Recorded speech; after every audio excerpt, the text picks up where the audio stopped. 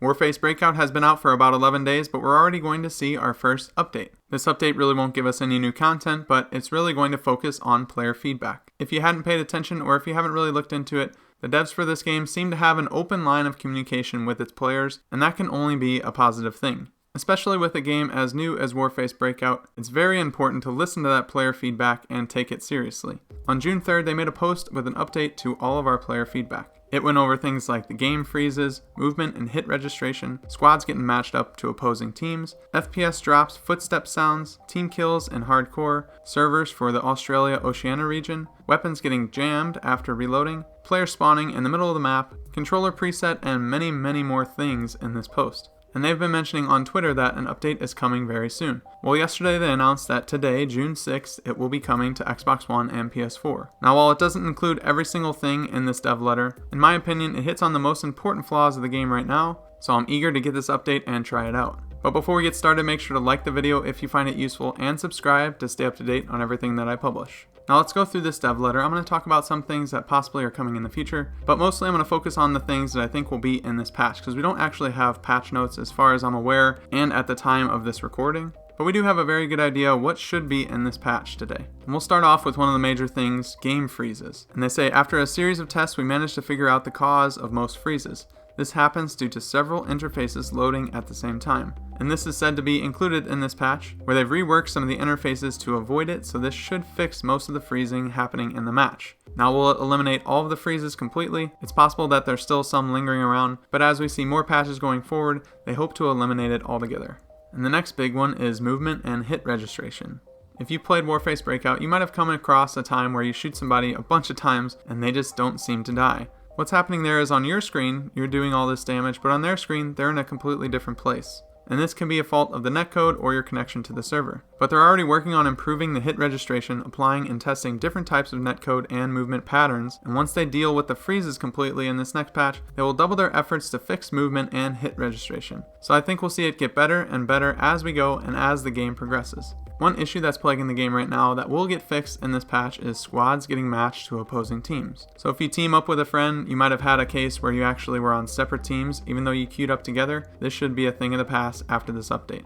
And probably the second most important issue in this update is going to be the footstep sounds. They're going to improve the footstep sounds in this patch, but they want our feedback on the new sounds just in case we still think they need some work. This is a major problem with the game right now. You can't even hear if somebody's right behind you at times, so I'll be interested to test this one out.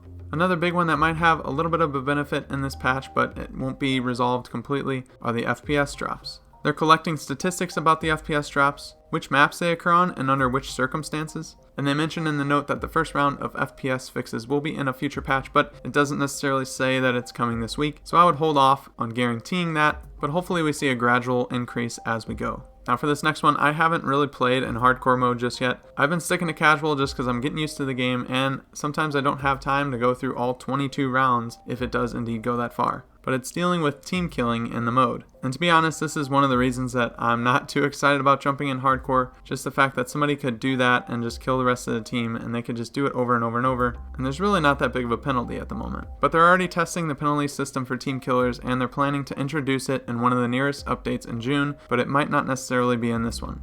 There's also an exploit where players can spawn in the middle of the map. Now, I haven't seen this personally myself, but I've heard about it, and obviously that's a huge problem in a game like this. But the good news is they already found a solution for it, and they're trying to install it on the live servers as soon as possible. Now, what might be the last thing that's confirmed for this patch is a slight change to the ADS time for sniper rifles, making it easier to aim down sights, and giving a slight buff to the weapons. But as far as weapon balancing goes, they're going to constantly listen to player feedback and go through testing themselves, so we may see some adjustments here and there with every single patch. So those are really the big things in this update and the big things in this dev letter, but I thought I'd look at some of the other things that they mentioned that are coming later in June or sometime in the future. A pretty big one are servers for Australia and Oceania. Right now those two regions are forced to play with high ping no matter where they're playing, and we all know that high ping in a game like this is deadly. But the good news is they're planning to install an Australian server as soon as they get the equipment, to which they will let us know when that becomes available. And sometime in June they look to fix the incorrect damage counter, so if you've been killed and the numbers just don't seem to add up, that's because there is a bug. Also in June, they plan to fix the boxes that are in your possession but shown as a hologram instead of an actual box, so you don't actually know that you have one to open. Weapons being near the bomb that prevent it from being defused because you just keep picking up weapons. There's no way to get to it. Improved statistics on the player page so you can see more than just your kill death, because in a game like this, let's be honest, that's not always the most important stat. They also want to add a bomb timer in casual mode so you know exactly how long you have until the bomb's going to explode, but they'll keep the timer out of hardcore mode, making it more difficult. And finally, an Equip Now button for skins, so once you unlock a skin, you can actually just push a button to equip it without having to go through the extra steps of going to it and then equipping it from those customization pages.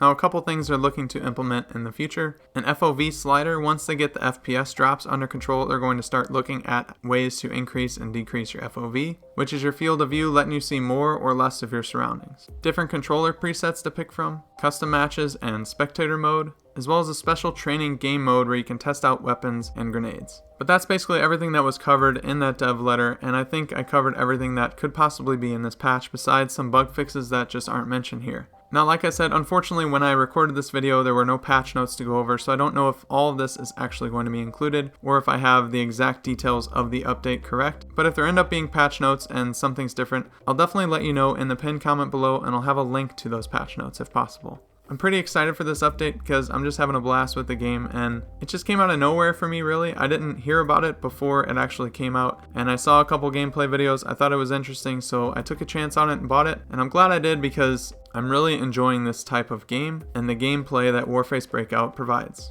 But let me know in the comment section below what you think is the most important thing that will be fixed in this update. And also make sure to like this video if you found it useful and subscribe to stay up to date on everything that I publish. You can also follow me on Twitter at YTBoris15. But with all that being said, I hope you guys have a good rest of your day. Thanks for watching. Until next time, I'll see you later.